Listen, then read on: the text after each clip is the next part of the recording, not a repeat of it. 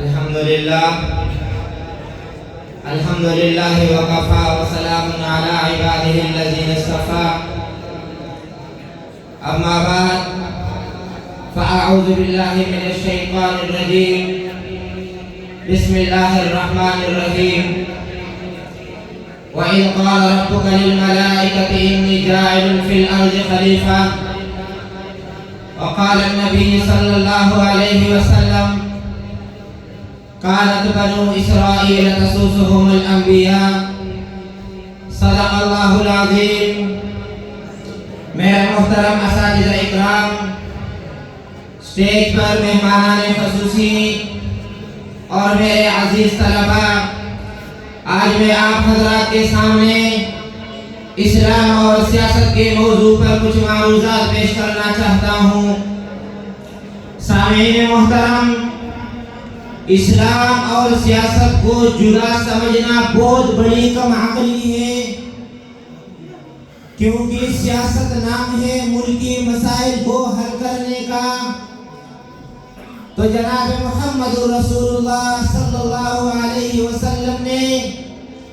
ملکی مسائل کو حل کرنے کے لیے کس قسم کی تدبیریں کی اور آپ کا سیاسی شعور کیا تھا؟ آج ہم مغربی سیاست کی بدنامی کی وجہ سے برملا سیاست کا اظہار نہیں کر سکتے، علی اعلان سیاست کا اظہار نہیں کر سکتے، کیونکہ مغربی اصطلاح میں عظیم سیاستدان اسے کہا جاتا ہے جس نے جھوٹ بولنے میں پی ایچ ڈی کی ہو، اور عظیم سیاستدان اسے کہا جاتا ہے جو عوام کو دھوکہ دینے میں مہارت رکھتا ہو، اور بڑا سیاستدان اسے کہا جاتا ہے جس نے وعدہ خلافی کو اپنے لیے نصب العین بنایا ہو. جبکہ اسلام میں سیاست کا اندازہ اس بات سے لگائے کہ پیغمبر ایک ہی وقت میں اپنے امت کے لیے مذہبی رہبر بھی ہے اور سیاسی پیشوا بھی، کہ پیغمبر رسول نے اپنے بعثت کے بعد 13 سالہ مکی زندگی میں توحید اور حقانیت اسلام کا درس دیا، اور اس کے بعد مدنی زندگی میں مکمل اسلامی ریاست قائم کر کے اس کے لیے خارجہ پالیسیاں بنائی اور عدالتی نظام قائم کر کے لوگوں کے لیے بہترین انتظام کیا، اور ارشاد فرمایا کانت بنو اسرائیل تسوسهم الانبیاء. آج اہل اسلام کے لیے ضروری ہے کہ وہ نبی کی فرمان کو سامنے رکھ کر غاصبوں سے اپنا حق چھیننے کے لیے بیدار ہو جائے اور یہ اعلان کر دے کہ جلال پادشاہی ہو کہ جمہوری تماشا، کہ جلال پادشاہی ہو کہ جمہوری تماشا، کہ جدا ہو دین سیاست سے تو رہ جاتی ہے چنگیزی. عزیزان من، آج لوگ کہتے ہیں کہ مولوی کو کیا ضرورت پڑی ہے کہ وہ اسمبلی کے لیے نکل پڑا، وہ سیاست کے لیے نکل پڑا، علماء کو یہاں نہیں آنا چاہیے. مولوی کا کام مدرسہ سنبھالنا ہے، مولوی مصلی پر بیٹھے، مولوی ممبر پر بیٹھے، مولوی کا کام مدرسہ سنبھالنا ہے. لیکن وہ اس کام سے ناواقف ہے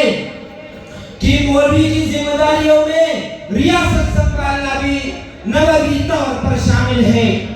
میرے دوستو، میں آج اس لبرل طبقے کو جواب دیتے ہوئے کہوں گا کہ یاد رکھنا علماء انبیاء کے وارث ہیں. جامعہ ترمذی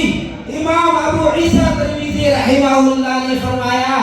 کہ العلماء ورثۃ الانبیاء، کہ علماء انبیاء کے وارث ہیں، اور جو چیز مورث چھوڑ کر جاتا ہے وارث اس چیز کا حقدار بن جاتا ہے.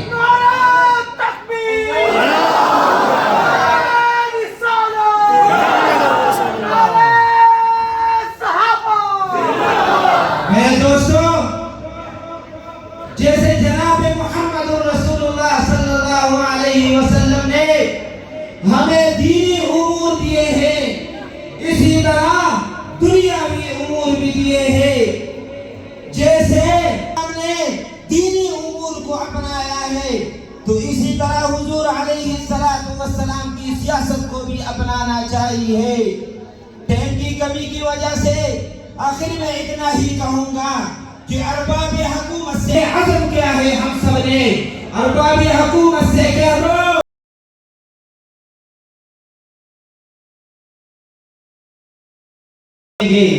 ہم ایک ہی خدا کے قائل ہیں